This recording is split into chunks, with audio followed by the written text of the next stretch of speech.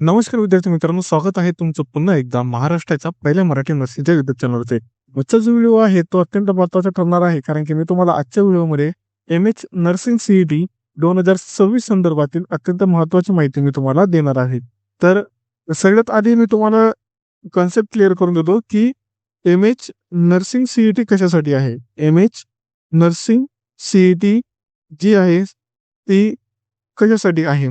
तर MH. Nursing CET ही 3 कोर्सेससाठी राबवली जात असते किंवा 3 कोर्सेसला प्रवेश मिळवण्यासाठी किंवा विद्यार्थ्यांना प्रवेश देण्यासाठी घेतली जात असते. कुठकुठले 3 कोर्सेस आहे? पहिला आहे ANM, दुसरा आहे GNM, तिसरा आहे BSc नर्सिंग, तिसरा आहे BSc नर्सिंग.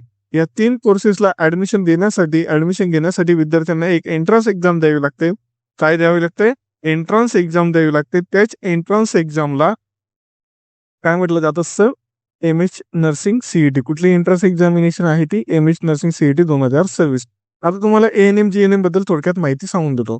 तर ANM जो आहे तर तुमचा 2 वर्षाचा डिप्लोमा कोर्स आहे. त्याचप्रमाणे GNM देखील तुमचा 3 वर्षाचा डिप्लोमा कोर्स आहे आणि BSc नर्सिंग हा तुमचा 4 वर्षाचा डिग्री कोर्स आहे.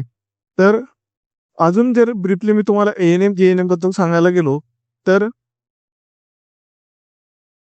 ANM हा फक्त मुलींसाठी असतो. ANM is only for female. त्याच ठिकाणी GNM हा दोघींसाठी असतो, मेल आणि फिमेल दोघांसाठी असतो. तसंच BSc नर्सिंग हा पण देखील दोघांसाठीच असतो, मेल आणि फिमेल. जर तुमचं ANM झालं तर ANM नंतर तुम्ही सब सेंटर आणि PSC म्हणजेच काय प्राथमिक आरोग्य केंद्रामध्ये काम करू शकतात. जर तुमचं GNM झालं तर या ठिकाणी तुम्ही म्हणजे जे सरकारी रुग्णालय आहे, तालुका पातळीचे, जिल्हा पातळीचे किंवा स्पेशालिटीचे त्या रुग्णालयांमध्ये तुम्ही काय करू शकतात? ॲज अ स्टाफ नर्स म्हणून तुम्ही जॉब त्या ठिकाणी करू शकता. BSc नर्सिंगचे जर सांगायला गेलो, BSc नर्सिंगचं या ठिकाणी तुम्ही BSc नर्सिंग नंतर काय करू शकता? हायर एज्युकेशन घेऊ शकता. हायर एज्युकेशन या ठिकाणी तुम्ही BSc नर्सिंग घेऊ शकता.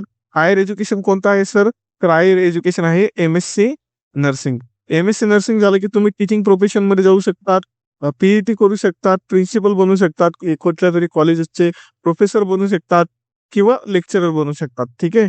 नंतर BSc नर्सिंग नंतर तुम्हाला काय करता येतं? BSc नर्सिंग नंतर तुम्ही नर्सिंग ट्युटर बनू शकतात. नर्सिंग शिक्षक ज्याला म्हटलं जात असतं, नर्सिंग ट्युटर देखील यांना म्हटलं जात असतं. सॅलरीच्या बद्दल जर बोलून घेऊ, एक महत्त्वाची सूचना विद्यार्थी मित्रांनो सगळ्यांसाठी. ज्या विद्यार्थ्यांनी अद्यापही आपलं WhatsAppचा ग्रुप जॉइन केला असेल, त्यांनी काय करायचं आहे? लवकरात लवकर आपला WhatsAppचा ग्रुप जॉइन करून घ्यायचा आहे, जेणेकरून जे इम्पोर्टंट शब्द आहेत, जे इम्पोर्टंट येणारे अपडेट्स आहेत, ते सगळ्यात आधी तुमच्यापर्यंत पोहोचू शकतील. त्यामुळे तुम्हाला काय करायचं आहे? WhatsAppचा ग्रुप लवकरात लवकर सर्वांनी जॉइन करून घ्यायचा आहे. ठीक आहे. आता या ठिकाणी मी सॅलरीबद्दल जर बोलायला गेलो, तर after ANM you will earn 10,000 to 40,000 per month. ठीक आहे. According to your job status. बरोबर. नंतर जर बोलायला गेलो मी कशाबद्दल? स्टाफ नर्स GNM बद्दल. तर या ठिकाणी GNM नंतर तुम्ही 15,000 पासून ते 55,000 पर्यंत पर मंथ भारतामध्ये पैसे कमवू शकता. आणि जर BSc नर्सिंग बद्दल बोलायला गेलो तर या ठिकाणी तुम्ही 18,000 पासून तर near by 1 lakh per month कमवू शकतात. इतकं BSc नर्सिंगला खूप जास्त असतं. ठीक आहे. तर हे आहे इम्पॉर्टंट कोर्सेस जे तुम्हाला ज्या कोर्सेसला तुम्हाला आफ्टर एम.एच. नर्सिंग CET 2026 नंतर काय मिळू शकतो? 2026 नंतर तुम्हाला काय मिळू शकतो? प्रवेश या ठिकाणी तुम्हाला मिळू शकतो. ठीक आहे. तर अशा पद्धतीने आपण बघितलं एम.एच. नर्सिंग CET कुठल्या कोर्सेससाठी आहे. पुढे आपण बघून घेऊया इम्पॉर्टंट डेट्स. पुढे आपण काय बघून घेऊया? इम्पॉर्टंट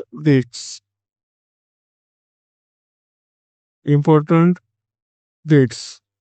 तर सगळ्यात आधी या ठिकाणी इम्पॉर्टंट डेट जी आहे ती कुठली आहे? तर तुमची 24 जानेवारी 2026 ही काय इम्पॉर्टंट डेट आहे विद्यार्थी मित्रांनो. तर या दिवशी तुमचे काय होत आहे, ऍप्लिकेशन स्टार्ट होत आहे. तुमचे ऍप्लिकेशन स्टार्ट झालेले आहेत. ऍप्लिकेशन स्टार्ट झालेले आहेत. ठीक आहे. आणि नंतर दुसरं जर मी सांगायला गेलो इम्पॉर्टंट डेट, तर ती आहे तुमची 24 फेब्रुवारी 2026. तर 24 फेब्रुवारी 2026 का महत्वाचे आहे, तर तुमच्या या ठिकाणी ऍप्लिकेशन फॉर्म जो आहे नर्सिंग सीईटीचा, त्याची त्या ठिकाणी काय आहे, लास्ट डेट आहे. त्यामुळे ह्या तारखा तुम्हाला अत्यंत महत्वाच्या आहेत, अत्यंत महत्वपूर्ण आहेत. त्यामुळे ह्या तारखा तुम्ही काय करून ठेवा, इम्पॉर्टंट म्हणून नोट करून ठेवा. कारण की नंतर खूप सारे विद्यार्थी कंप्लेंट करा, सर आम्हाला माहिती नव्हतं नर्सिंगला ऍडमिशन घेण्यासाठी सीईटी द्यावी लागते. तर हा संभ्रम निर्माण व्हायला नको म्हणून तुम्हाला हे तारखा लक्षात ठेवायच्या आहेत. ठीक आहे. आता आपण बघून घेऊया सिलेबस. ठीक आहे. एम एस नर्सिंग सीईटीला कुठलं सिलेबस हे विचारलं जात असतं, तर मी ते तुम्हाला सांगणार आहे. ठीक आहे. तर सिलेबस जे आहे ते तुमचं 4 सब्जेक्ट मध्ये डिवाइड केलेलं असतं. सिलेबस जे आहे ते तुमचं 4 सब्जेक्ट्स मध्ये डिवाइड केलेलं असतं. कुठले 4 सब्जेक्ट आहे ते मी तुम्हाला आता सांगतो. पहिला आहे नर्सिंग ऍप्टिट्यूड. पहिला कुठला आहे, नर्सिंग ऍप्टिट्यूड. ठीक आहे. दुसरा कोणता आहे तुमचा, फिजिक्स. तिसरा आहे तुमचा केमिस्ट्री. चौथा आहे तुमचा बायोलॉजी. ठीक आहे.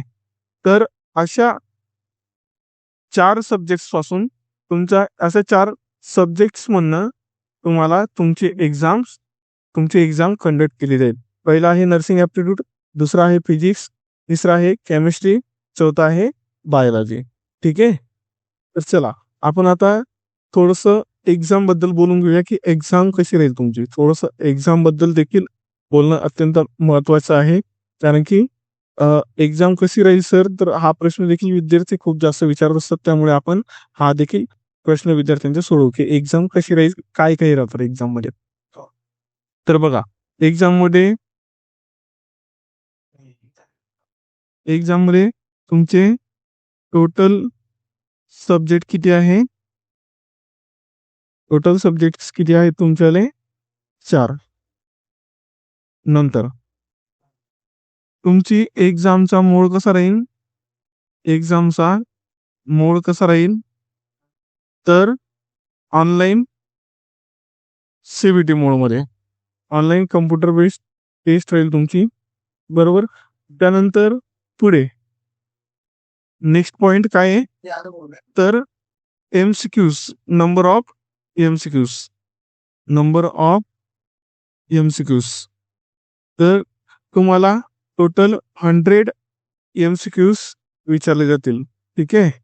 मग नंतर तुम्ही म्हणणार सर किती मार्काला राहतील,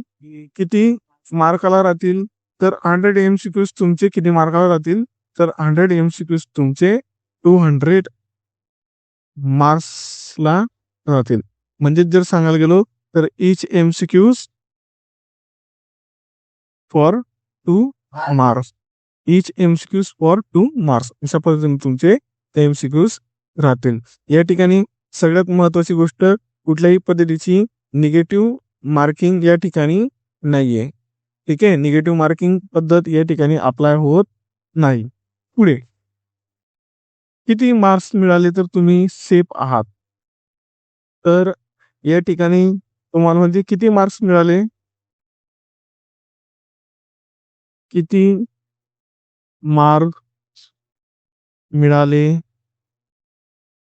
किती मार्क मिळाले तर सेफ स्कोअर म्हटला जाईल. हा प्रश्न खूप विद्यार्थ्यांना येत असेल, किती मार्क्स मिळाले तर सेफ स्कोअर म्हटला जाईल. तर सगळ्याच कॅटेगरीच्या विद्यार्थ्यांनी जर 80 to 100% पर्यंत मार्क्स सिक्युअर केले किंवा मिळाले असतील तर या ठिकाणी तुम्हाला हा काय म्हटला जाईल, हा तुमचा सेब स्कोर म्हटला जाईल फॉर गव्हर्नमेंट नर्सिंग कॉलेज और गव्हर्नमेंट नर्सिंग कॉलेज. ठीक आहे.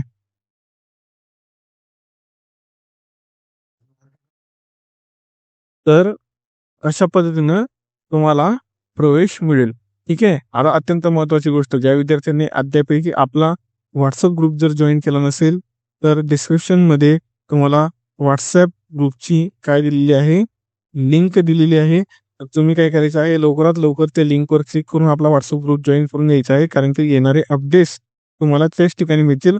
आणि तुम्ही जर अद्यापही चॅनलला सबस्क्राईब केलं नसेल तर चॅनलला लवकरात लवकर काय करून द्या, सबस्क्राईब करून द्या आणि गरजू विद्यार्थ्यांपर्यंत माहिती पोहोचवा, कारण की हे जे काही सुरू आहे ते विद्यार्थ्यांसाठी सुरू आहे आणि फ्री ऑफ कॉस्ट सुरू आहे. त्याच्यामुळे तुम्हाला काय करायचं आहे, आपला व्हिडिओ जास्तीत जास्त काय करायचा आहे, इतर विद्यार्थ्यांपर्यंत शेअर करायचा आहे. कुठे शेअर करणार, तर तुमच्या ट्वेल्थचा व्हॉट्सअप ग्रुप असेल, त्या व्हॉट्सअप ग्रुपला तुम्हाला हा व्हिडिओ काय करायचा आहे, शेअर करायचा आहे, जेणेकरून जास्तीत जास्त विद्यार्थी सीईटीला नाव नोंदवतील आणि जास्तीत जास्त विद्यार्थी काय घेतील, नर्सिंगला प्रवेश घेतील आणि त्यांचं करिअर काय करतील, सिक्युअर करतील, सेव्ह करतील. या उद्देशानं सगळ्यांनी काय करायचं आहे, लवकरात लवकर आपला व्हिडिओ शेअर करून द्यायचा आहे.